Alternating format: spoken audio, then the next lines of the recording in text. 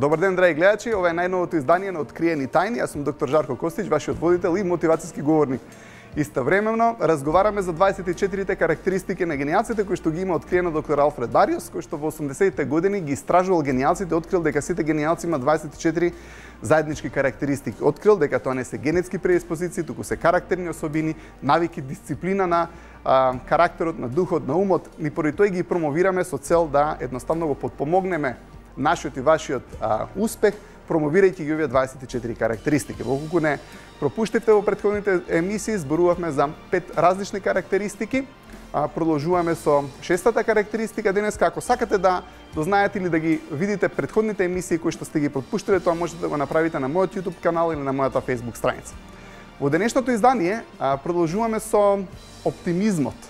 И самиот тој вели, ќе ви го прочитам, поради тоа што сакам буквално да ви го дадам баш како што го кажа доктор Алфред Бариус, и самиот тој вели дека генијалците никогаш не се сомневаат во тоа дали ќе успеат, и вели свесно фокусирате го вашиот ум на нешто добро што треба да се случи. Со други зборови, оптимизмот е исчекување на нешто добро што треба да се случи. Ако сме песимисти, станува збор дека исчекуваме нешто да ни се случи кој што не е добро, кој што е негативно. Оптимизмот е поврзан со емоциите, ќе збориме за емоциите во оваа емисија, но би сакал да кажам дека потекнува од латинскиот збор оптимум, кој што значи најдобро. Спротивно на него е песимизмот, кој што потекнува од збор песимум, кој што значи најлошо, така да можеме работите да ги гледаме на оптимистичен начин, можеме да ги гледаме на песимистичен начин, зависи од нас, но исто така зависи од работите кои што ни се имаат случајно во животот и живењето. Кога сме млади, кога сме полни се позитивна енергија, елан и ентузијазам, кога едноставно животот ни нема зададено удари, негативни работи не ни се случиле, не сме исклучиле нешто негативно, трагично, разочарување немаме. Имаме позитивна енергија, имаме елан, имаме ум кој што е незагатен со нешто кое што е негативно, кој што нема случајно во нашиот живот. Тогаш можеме многу посвесно, полесно да го насочиме умот и да го фокусираме на нешто добро кое што треба да ни се случи, и сме оптимистички. И сме оптимистични. Кога споменуваме децата, скоро во секој од нашиот серијал, и кажувам дека тие се многу позитивни, полни со елан и позитивна енергија. Нивниот оптимизам можете да го гледате во форма на работите кои што ги зборат, но исто така и во емоциите кои што ги еманираат, кои што од нив излегуваат. Како животот се одвива, не се случуваат некогаш негативни искуства, загуби, трауми, тоа краде дел од нас, и после да кажеме 20-30 години наместо вака да изгледаме вака, и ако додадеме уште 20-30 години на нашиот живот, можно е човекот да се чувствува малку пониско со емоциите, поради тоа што негативните искуства кои што ни се имаат случајно во животот, траумите, разочарувањата, загубите, крадат дел од нас, и тие мемории, тие искуства ги памтиме во нашата потсвест и влијаат во нашиот живот и во нашето однесување.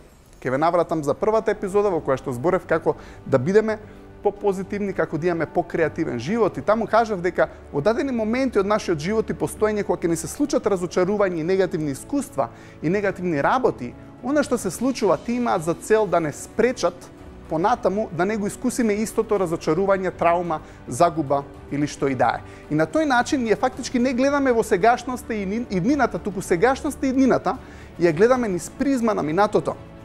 Ако имаме некое разочарување во животот, или да кажеме пример еден, сме имале некое дете кое што многу сакало животни, кое што било пријателски расположено код нив, ќе имате некојаш ќе окасне кучево детето и детето има таа травма, или ќе се случило тоа неколку пати, и самата таа травма предизвикува понатаму да биде малку попредпазлив во однос на кучињата, и сега можеби ќе види пудлица која што е безопасна или некое мало кученце кое што е пријателски, одеднаш го гледа кучето, но преку искуството од минатото. Ако го вратиме тоа со некој друг пример, ако имате некое момче и девојка, и момчето или девојката имала разочарување со незиниот вереник, со дечкото, раскинале, едноставно се случило нешто кое што не очекувала девојката. И одеднаш таа потсвест која што го има тоа во неа, регистрирано, почнува да влие врз нејзиниот живот, и таа почнува да ги генерализира работите и може да каже, можеби наредното искуство ќе биде исто такво, поради тоа што сегашноста често пати ја гледаме низ призмата на минатите разочарување. Или можеби дечкото кој што имал такво разочарување со девојката знае да каже сите девојки се исти и станува многу предпазлив, и кога почнуваме да ја гледаме сегашноста и иднината низ призма на минатите загуби, никогаш не можеме да бидеме оптимистички, туку стануваме песимистички, поради тоа што скршнуваме од она што е вистинска реалност и она што е вистина, а тоа е дека секој момент е нов. Рековме дека подсвеста ги генерализира работите, но на некој начин се возвраќаме кога ги имаме тие негативни искуства и разочарувања, не влечат, во наводници сака да не спасат од наредното разочарување и во тој момент стануваме премногу предпасливи, почнуваме да гледаме низ стаклото на разочарувањата и на тој начин се искривува сликата веќе не е јасна, почнува да не се јавува стравот, почнува да не се јават негативните емоции, поради тоа што во еден момент сме имале разочарување, неуспех, загуба и така натаму. Но, за да биде животот убав и интересен, мораме да преземеме ризици, да бидеме едноставно да се впуштиме во животот и живењето кој што има и позитивни и негативни искуства. Но факт е дека генијалците се оптимисти. Никој човек не може да биде мотивиран од нешто негативно што го гледа. Едноставно можеме да се кажеме дека ова е нов момент и дека можеби мојата среќа во иднината нема да биде иста како минатото, поради тоа што не мора таквото нешто и да биде. Тоа е исто како кога не сакаме да отидеме на заболекар. Знаеме дека имаме некоја травма и болка од претходното искуство, во моментот кога ќе ја слушнеме бушелицата, одеднаш почнуваме да имаме травма или негативно искуство, или можеби некојаш луѓето кога ќе влезат во докторската канцеларија ќе им ставите манжет, однаш почнува да добиваат страв и паника, но нема ништо лошо можеби со нивното тело. Самата околина, самата ситуација можеби ги потсеќа на нешто од претходно и се јавува тој страв кој што во огромен број на случаеви воопшто не е поврзан со реалноста. Но за да бидеме оптимисти, мораме да веруваме во иднината и дека нешто добро ќе ни се случи. Затоа што тоа е нешто кое што е поврзано со генијалците. За да бидеме генијални не можеме да бидеме песимисти, затоа што песимизмот е поврзан со стоп. Болните искуства од минатото, траумите, разочарувањата не стопираат и почнуваме и ние да бидеме стопери во нашиот живот и постоење.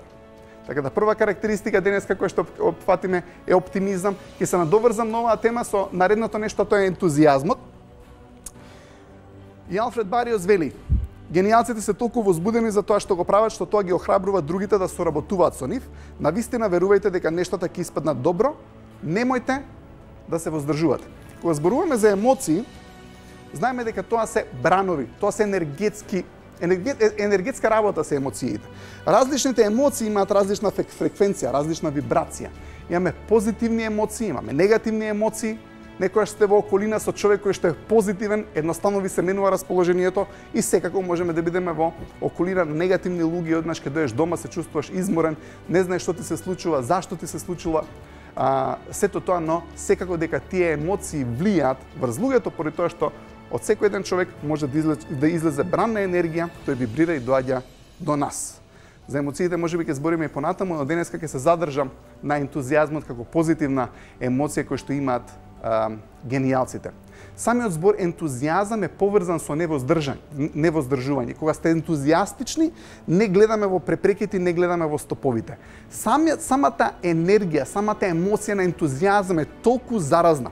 Ако сте биле со некој човек кој што е ентузијаста, знае дека нешто добро ќе се случи и верува во целта.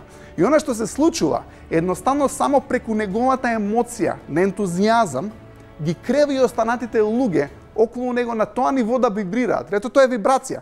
Ако мојата енергија е многу јака, таа енергија може да се рефлектира во околината и едноставно да ги крене и останатите луѓе. Треба да ги препознаеме и другите емоции. Знам дека ако имаме некојаш негативна енергија околу нас, може да не клапне надолу и да не потоне и ние да паднеме на нивно ниво, но има начин како тоа да го надминеме, има начин како да ги кренеме нив, при тоа ние да не паднеме, но нема да зборам за тоа во оваа емисија. Ентузијазмот е една вибрација која што е толку позитивна, што е заразна. Тоа е тоа што е битно. И она што е битно за ентузијазмот е дека имаме невоздржување и тоа е нешто за кое што сакам да разговарам во оваа емисија. Ентузијазмот значи дека давам повеќе отколку што се очекува од мене или давам многу повеќе отколку што можеби некој дал за мене.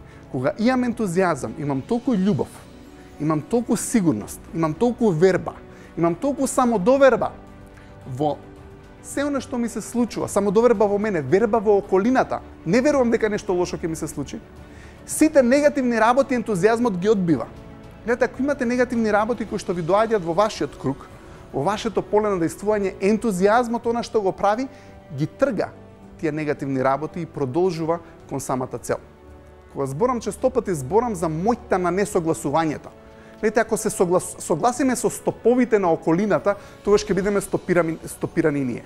Сакате едноставно некого да мотивирате. Ќе викнете некој човек кој што сакате да го мотивирате да оди во кино или сакате да одите во театар, и едноставно вие сте на ентузијазам, тој е на досада и му викате ајде сега ќе го направиме ова, ќе идеме ваму, јас ќе ти ја платам картата, не се сикери, ќе те собрам и однаш имаш некој кој што вибрира на пониско ниво. А досада е, ти вика, ама чекај, не можам сега, па ладно е, ама кој киде сега надвор? Ама почекај, дојди тука ќе си гледаме телевизија. Зашто мора се да идеме во театар, па сега кој ќе иде во театар? Како паѓаме со емоциите, она што е битно е дека почнуваме да гледаме во стоп. Почнуваме да гледаме во помалку простор. Помалку сакаме да бидеме. Ентузијазмот едноставно не се согласува со тоа и продолжува да оди понатаму. Можеме во некој од наредните емисии точно ќе зборам како да ги кренеме овие пониски нивоа на енергија, пониски емоции повисоко, но она што е битно и што сакам да го кажам, ентузијазмот не се согласува со стопот. Можеби ако не можеме да го мотивираме тој човек, можеме да отидеме со некој друг, на крајот на криштата можеме да отидеме и сами. Но она што е битно е дека ако се сложиме со стопот, и ако речам да така е, дожд врне, снег врне, а управо си дека немам пари, и така натаму, ќе паднам на нивото на досада. Ентузијазмот не го прави тоа.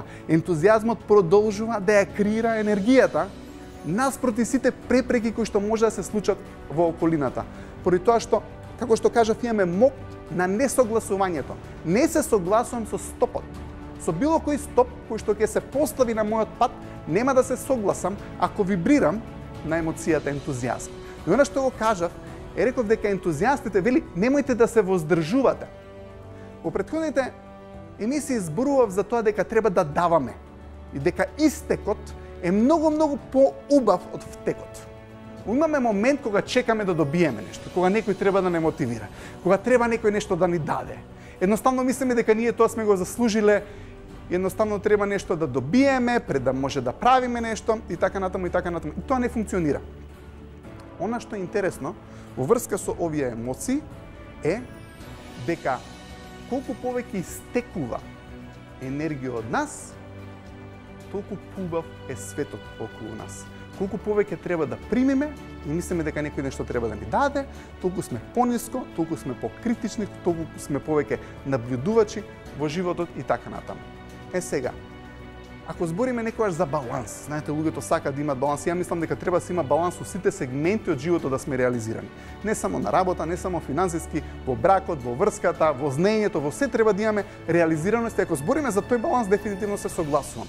Но често пати имаме ситуација кога во животот почнуваме да стануваме математичари, што би рекол јас, дека ќе дадеме само оноко што ќе ни дадат нас, или ќе дадеме само оноко што ќе примиме. Во една од претходните емисии зборував за еден пример за фамилија која што крирала гозби, роден деди, прослави дома, викала прво колено, второ колено, братучеди, комши, роднини, сите доаѓале на гозбата.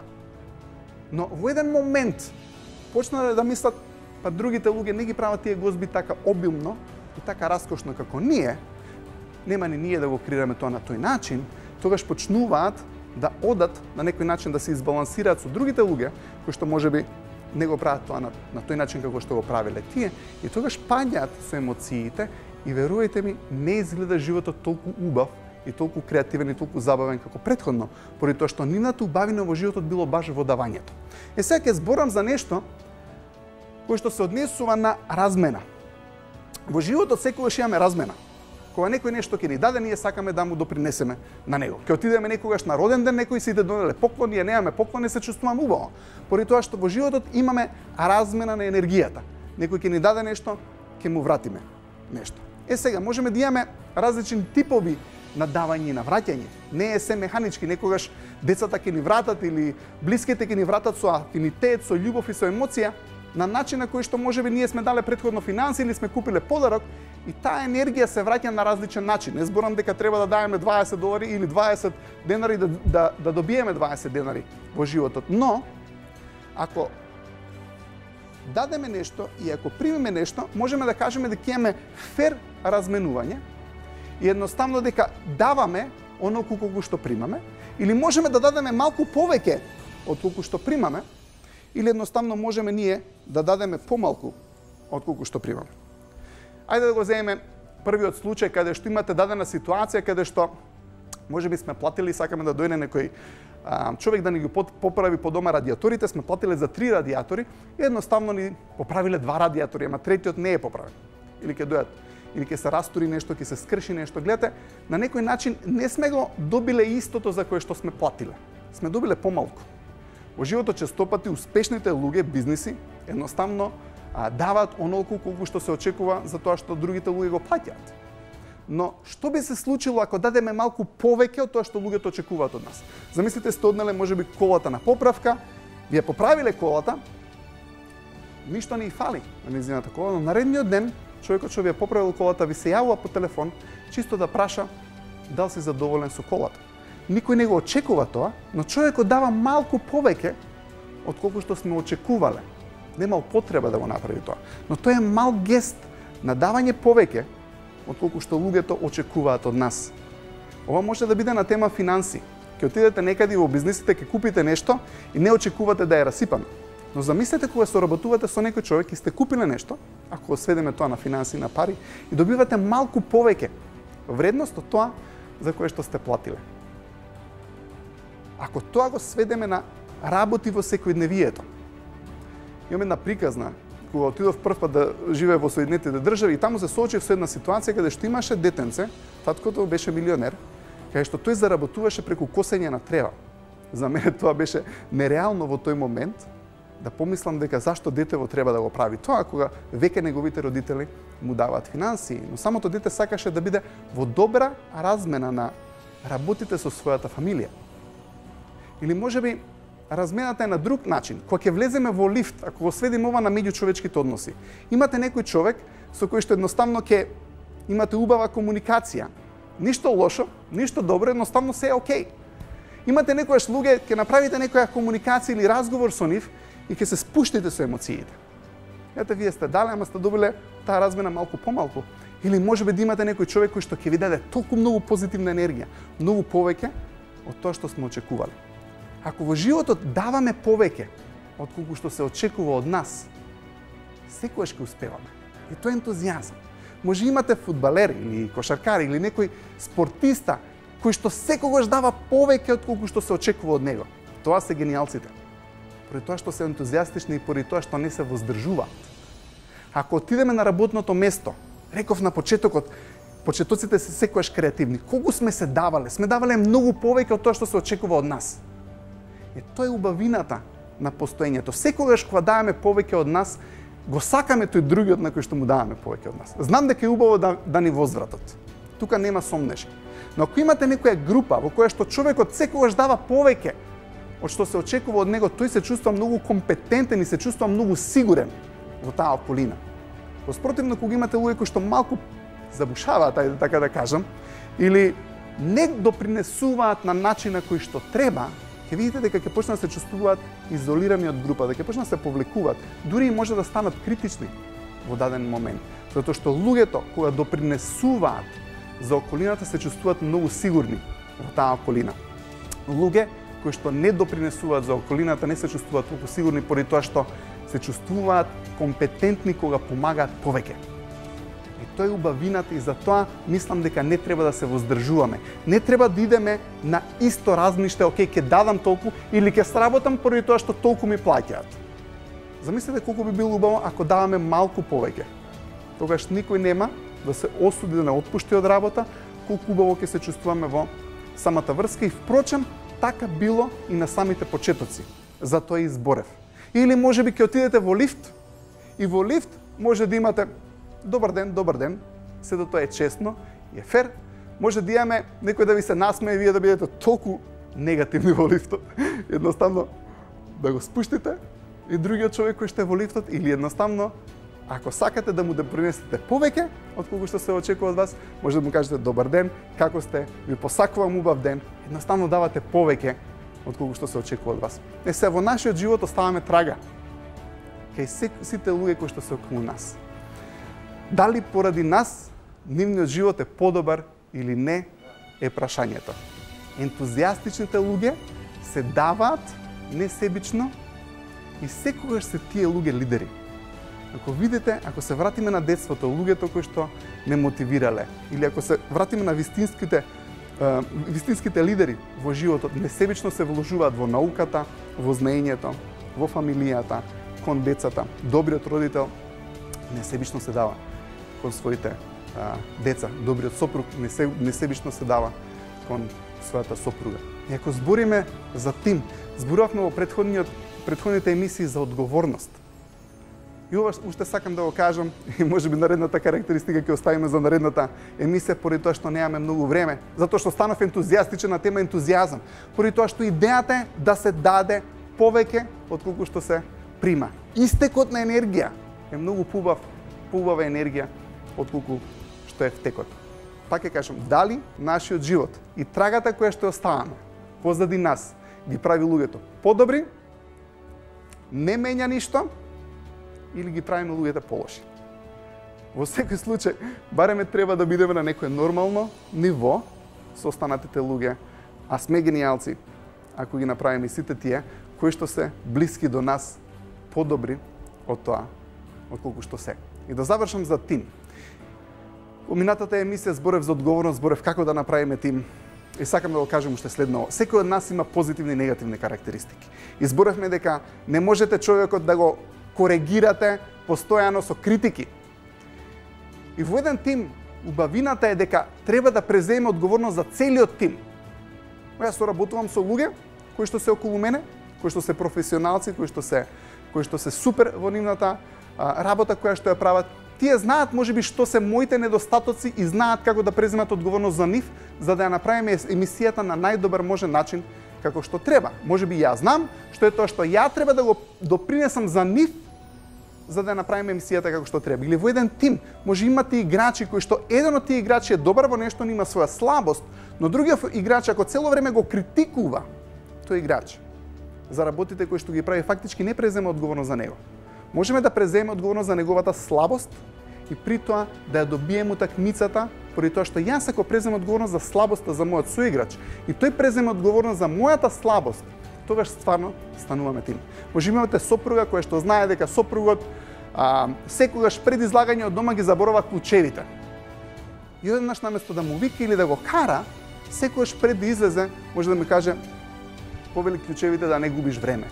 Или можеби сопругот знае дека сопругата знае кога готви, да може би изгуби контрола врз времето и дека често пати знае да го загори ручекот, може би во тој момент тој знае дека треба да стане и да исклучи редната и така натаму. И на тој начин имаме вистинско преземање одговорност за еден со друг и тогаш нема кој е крив, поради тоа што сме тим. А во животот никој не останува сам. Единките не се стекни во животот и живењето. Животот е убав поради тоа што е поврзан со група и членување во различни тимови и преземање одговорност за различни единки.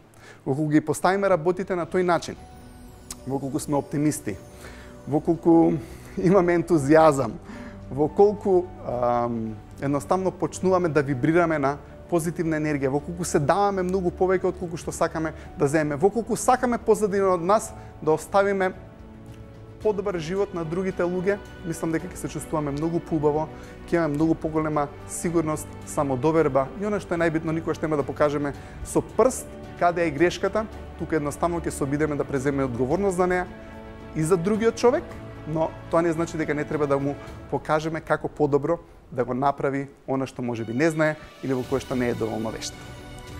Но тоа е начинот, мислам и приодот кој што е многу поуспешен отколку само ако ги критикуваме другите луѓе да очекуваме дека тие ќе се променат сами по себе.